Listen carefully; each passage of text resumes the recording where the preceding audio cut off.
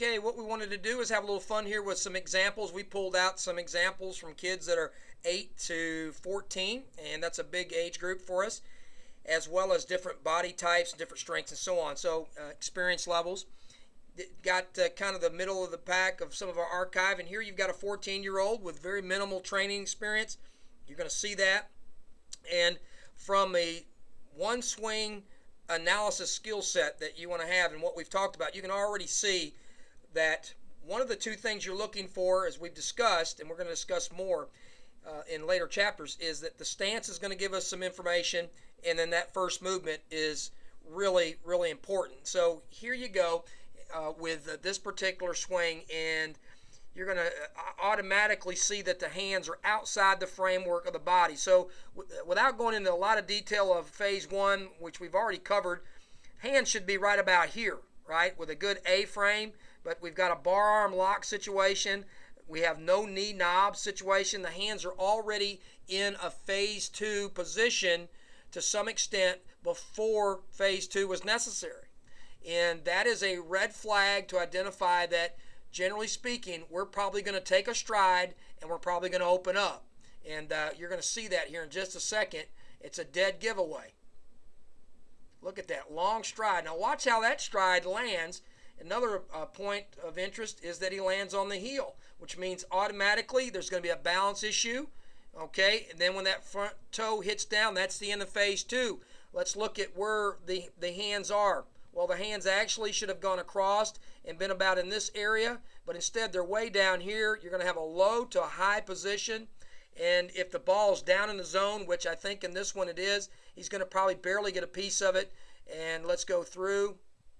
No backside pivot whatsoever, which is an important phase three position, and a lot of trouble here in this ball. He's made contact here, believe it or not, but it's gone back. It's right there, actually, and then out of the screen, as you can see, off, and finishes with his nose out almost over his toes, which, if you recall, in an earlier chapter, we talked about that number 8 of the elements involved in phase 3, hitting everything from behind or keeping everything back behind this front side leg. So this front side leg should actually be firm. And anytime you see a bend or a bow in the knee right here, you know that the player has prematurely gotten weight out front, and that's not what we want to see. So an interesting example there. Let me go ahead and load another example in here. Let's go down here and give me a second for it to load. And one of the things that you want to constantly be aware of is that the back side is really generating and the front side is steering. And so as we get this next clip imported into the software, I want to show you a young man who's very strong. He's totally opposite of what we just saw. Short, compact, real strong kid. And he's spread out here a little bit, got his toe open a little bit. Let's kind of take him through in a slow motion scenario and see what he's doing. Obviously, again, the hands are a little bit outside, so we know he's going to open up to some degree. And typically with this body type, he's going to try to do everything with the upper body, right? So here we go. All right, there was the opening. It wasn't that up and down action that we were looking for. He takes that foot out, and he's already started with an angle open.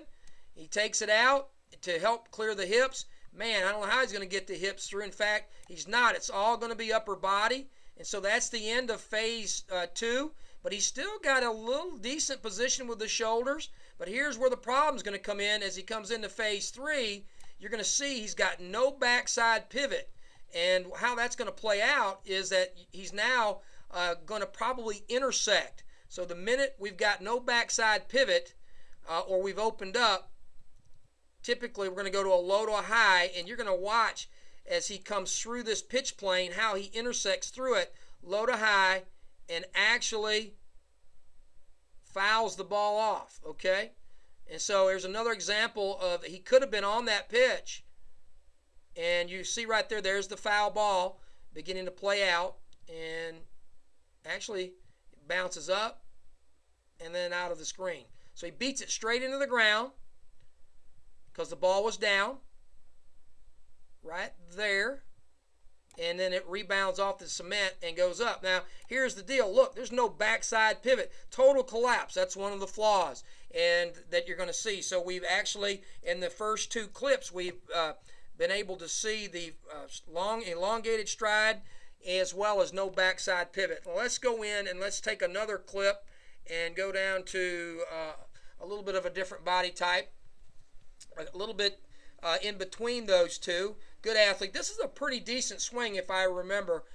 Mainly what this swing was lacking was a proper hand position, again, which is another common flaw at the start. Now his back elbow's not up. If he were to have his hands right here, let's take a look at this and see if I'm correct on that assumption. All right, let me play it back now a little bit slower. He comes out. He's got a little bit of a movement. Watch him go onto his toe there.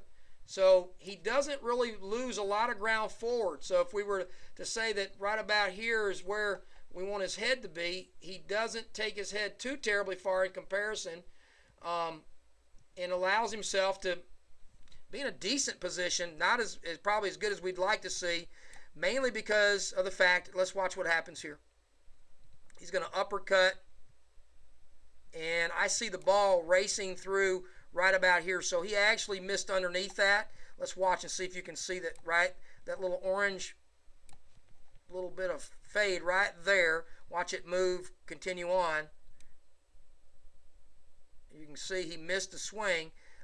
He had some pivot. He kind of lifted off that backside. Not a bad swing, but what started the issue was the fact that he had an improper hand position. We automatically knew that his hands were, again, outside the framework of his body, so he's going to have some degree of stride forward. He kept himself closed pretty much until his hands crossed through, but the real issue was he didn't have any backside pivot along with it by that point. He was just basically throwing himself at the ball. And, of course, that's going to change the plane of those shoulders, and he's underneath the ball. But that's going to be a closer example to what we're looking for than maybe some of what we've already seen here in the first couple clips.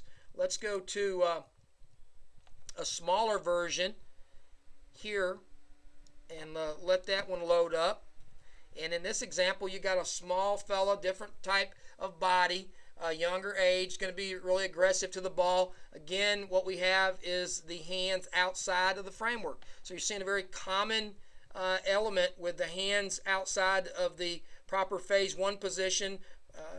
Let's kind of walk through this so we know he's probably going to do what, which is common. First movement, kind of crouches a little bit, and then, yep, there it goes. First movement out and open. And again, here's an example where you got a little bit of a tilt with the shoulders. The hands are going to drop. And, of course, he comes through